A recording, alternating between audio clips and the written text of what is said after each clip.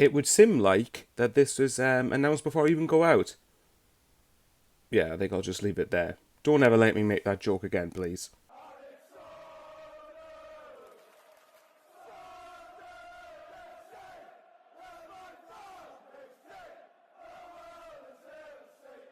There you go. If you count Diaku, then that's Sunderland's sixth signing of the summer, I think. Hang on, so you got Diaku, Ballard, Clark, Elise, Bass, and yeah, Simms. Yeah, okay then. So we'll say sixth summer signing then, or if you don't count it, at least the fifth. But anyway, let's get into the statement. Sunderland AFC is delighted to announce the signing of Ellis Simms. The 21-year-old striker moves to the Stadium of Light on a season-long loan from Premier League outfit Everton. An England youth international, Simms spent the second part of last season on loan in the Scottish Premiership with Hearts of Midlothian, said that wrong, scoring 7 goals in 21 appearances. The move was the striker's second loan spell away from Goodison Park, with the first coming during the 2020-21 season when he scored 10 goals to help fire Blackpool to promotion alongside Dan Ballard and Ellie Embleton, agent Ballard and Embleton by the sound of it. Simms also spent time with Blackburn Rovers and Manchester City's academies prior to joining the Toffees in 2017, enjoying a stunning 2018-19 campaign with the under-18s, during which he scored 37 goals in 29 appearances. His form continued after making the step up to the under-23 level one season later, as he scored 9 times in 19 games, and he led the line for Everton's first team in the Premier League against Chelsea in December 2021. Simms said, "It feels great to be here. It's such a massive club and I can't wait to get started. As soon as Sunderland showed an interest, I knew this would be a great environment for me to continue my development and a great platform to show what I can do. I played in League One in the SPL, so this is the next step for me and I feel I'm ready for the Championship." Alex Neil added, "To have Ellis in the building, and this has been brackets ahead of the first game, is great. He will complement Ross Stewart, but equally he will provide competition, and he joins following 2 really good loan spells at Blackpool and Hearts. He's a big lad who is quick, direct, and mobile, and he's been a serial goal scorer. There's been a lot of Championship interest in Ellis, but we have managed to secure his signature, and we are delighted to get the deal across the line." Yeah, now this is, for those of you who followed me on the channel, this was a player that I said a year ago that I would have at Sunderland. I'm basing this off one game, granted, and he might turn out to be rubbish, but this one game was Blackpool's 3-0 win away at Oxford in the playoffs just over a year ago.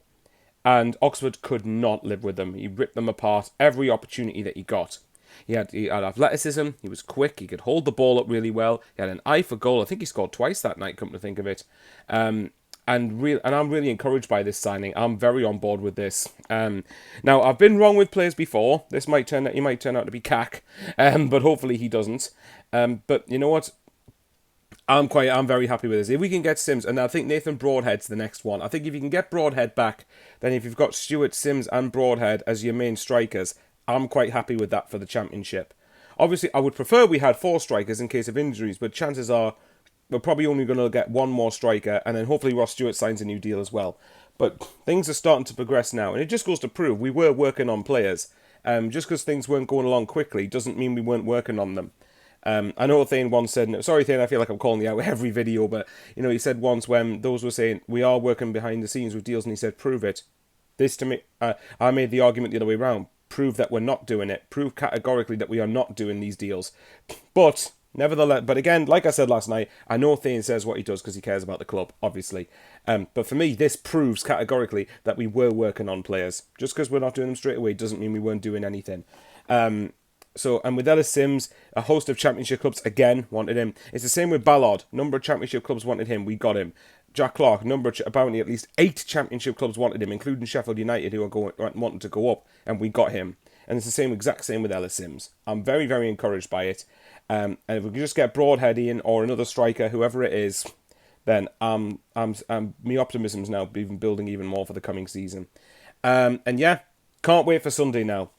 As I pointed out in several videos, I'm trying to get 4,000, so please hit the like. Please subscribe if you haven't already. Nearly 40% of you who watch aren't subscribed, so it would really mean the world to me trying to get to 4,000. So please just make my end of July or start of the season. Make my start of the season, I guess. And thanks ever so much for watching and subscribing. It means the world. And thanks very much to everyone who stuck with me and Thane last night when we talked for pretty much 2.5 hours. And even by the end, there were still many people watching us, which is mental. I'm amazed that we didn't lose more followers by that point. But anyway, I'll love you and leave you there. As always, they've announced this slightly before I go out. Get in. That's a nice change.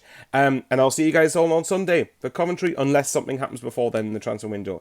Buzzing for Sunday now. Can't wait. And how are the lads?